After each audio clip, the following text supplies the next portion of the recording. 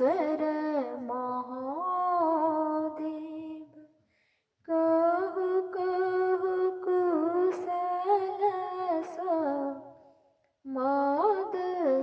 माई।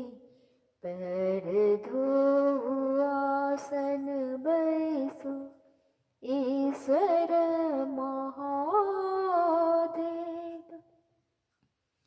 कहु कहु कुशल समादग माई। नैहर कुशल गौरी सासुर कुशल। कुशल कुल पड़ी बारग माई। हर कुशल गौरी सासुर कुशल। कुशल कुल पड़ी बारग माई। एक कुशल गौरी कहलो न जाइय। शिव कैल दोसर बियाहग माई। एक कुशल गौरी कहलो न जाइय। शिव कैल दोसर बियाहग माई। नहीं हम आए शिव चोरनी ने चटनी।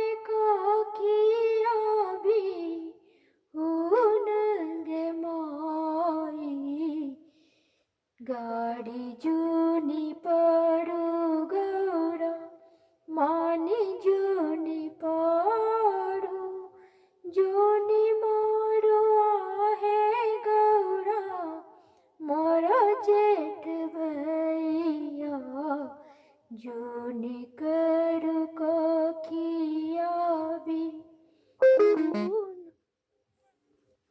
जूनि मारू आहे गौर मोर जेठ भैया जूनि करू खियाबी हुन गे माई कार्तिक गणपति गोद खिलाएब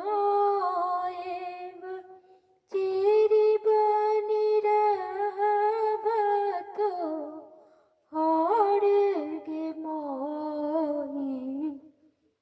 ई एकटा मेहरबानी छलै हमरा आवाजमे। यदि अहाँ सबके नीक लागै तऽ मिथिला परम्परा चैनलके अहाँ सब लाइक सब्सक्राइब और शेयर जरूर करब। सुनबाक लेल बहुत बहुत धन्यवाद। जय मिथिला, जय मैथिली।